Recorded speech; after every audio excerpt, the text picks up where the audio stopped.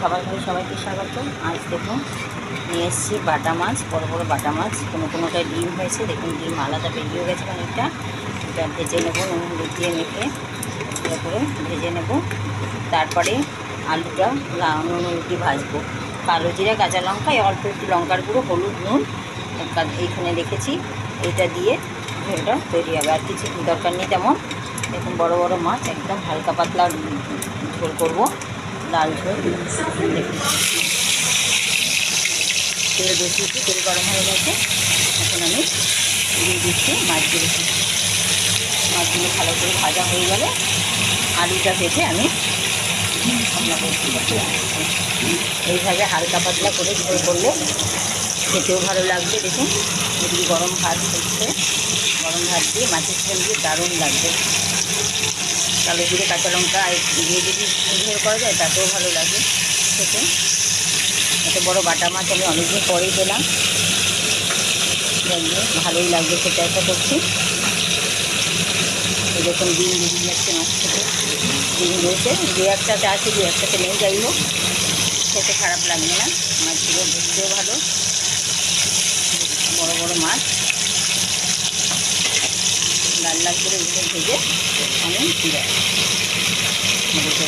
সব মাছগুলো এইভাবে আমি বাকিগুলো ভেজে নেবো, আলু মাছ, তারপর ঝোলটা করবো। বন্ধুরা মাছগুলো সব ভাজা হয়ে গেছে,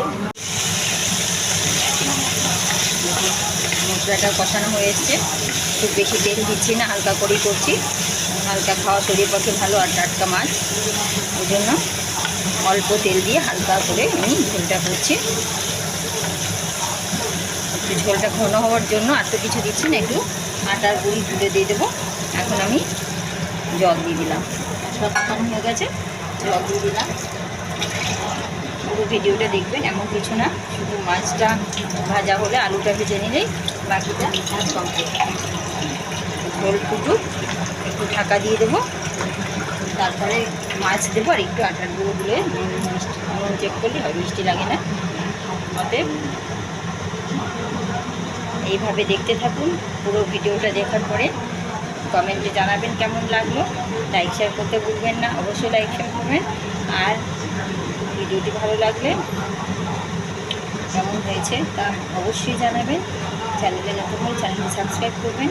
ফেসবুক থেকে দেখে ফেসবুকের পেজটি ফলো করবেন, আইকনটি দেখাবেন।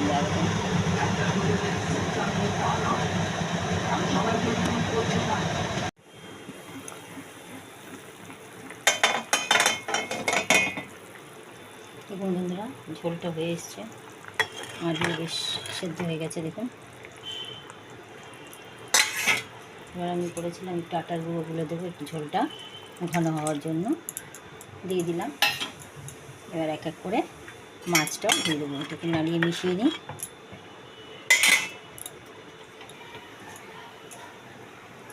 একটা একটা করে মাছ দিয়ে দিচ্ছি আমি, তো ভেঙে যাবে, একটু হালকা হাতে ধরে দিতে হবে।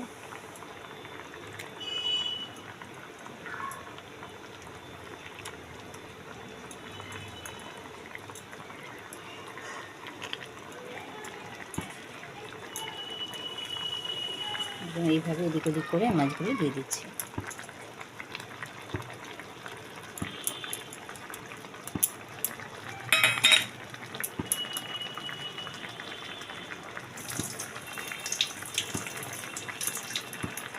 শুধু ফুটে ওঠার অপেক্ষা, ভালো করে ফুটবে।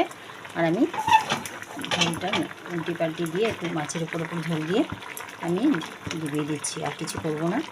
এইভাবে আমি নামিয়ে রেখে দেবো,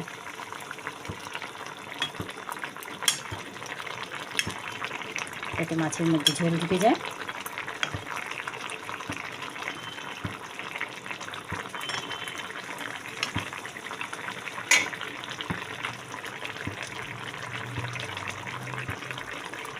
বাটিটা দিয়ে একটু জল দিয়ে দিলাম, মাছে আলুতে কিছুটা ঝোল টেনে যাবে। এখন আমি গ্যাসটা অফ করে দেবো। এরকম ঘুরিয়ে ঘুরিয়ে আমি ঝোলটাকে মাছের গায়ে লাগিয়ে দিচ্ছি। এভাবে হালকা ঝোল থাকবে, গরম গরম ভাতের সঙ্গে বাটা মাছের ঝোল খুব ভালো লাগে। কালো জিরে, কাঁচা লঙ্কা, একটু লঙ্কার গুঁড়ো দিলেও পারেন, না দিলেও পারেন, শুধু কালো জিরে কাঁচা লঙ্কা দিয়েও ভালো লাগে খেতে। তাই এইভাবে বানিয়ে খাবেন, অবশ্যই ভিডিওটি দেখার জন্য, ধৈর্য ধরে দেখার জন্য অসংখ্য ধন্যবাদ। আর লাইক শেয়ার করতে অবশ্যই বলবেন। ধন্যবাদ।